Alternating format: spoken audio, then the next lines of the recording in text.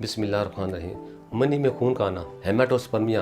क्या आपकी मनी का रंग चेंज हो गया? मनी में खून आने की वजूहत क्या हो सकती हैं? क्या मनी में खून आना स्पर्म के लिए नुकसानदेह है? मुकम्मल मालूमात जानने के लिए इस वीडियो को आखिर तक लाजमी देखें। अस्सलाम वालेकुम नाज़रीन, उम्मीद करता हूँ सब खैरियत से होंगे। नाज़रीन, आज के प्रोग्राम में बात करूँगा सीमन में ब्लड आने की क्या वजूहत हो सकती हैं, उसकी अलामात क्या है, उस वजह से स्पर्म पर क्या असर मुरतब होते हैं। ये तमाम मसाइल आज के प्रोग्राम में डिस्कस करूँगा।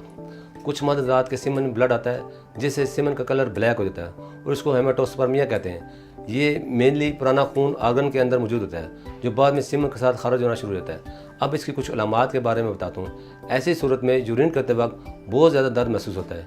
यूरिन के साथ ब्लड निकलता है। इसके अलावा डिस्चार्ज के वक्त मर्द को बहुत ज़्यादा दर्द होता है। उसके अलावा कुछ मर्द हज़रात को बहुत ज़्यादा बुखार हो रहा होता है। वेंस में मौजूद खून यूरिन या डिस्चार्ज के वक्त प्रेशर के साथ बाहर निकलता है तो टेस्टिकल में स्वेलिंग हो जाती है। अब इसकी कुछ वजूहत का जिक्र करता हूँ। ये दो चीज़ों की वजह से हो सकता है।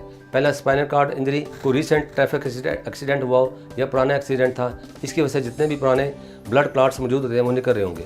दूसरी वजह, मेटल टॉक्सिक की वजह से भी बहुत से लोग ऐसी फैक्ट्री में काम करते हैं जिनमें पेंसिल बन रही हो, यानी लेड वगैरह, तो ये स्मोक के ज़रिए इंसान के जिस्म में चली जाती है। अगर मर्द का डिस्चार्ज काले रंग का है तो डॉक्टर से लाजमी रुजू करें और मर्द को चाहिए कि अपना प्रॉपर ट्रीटमेंट करवाएं।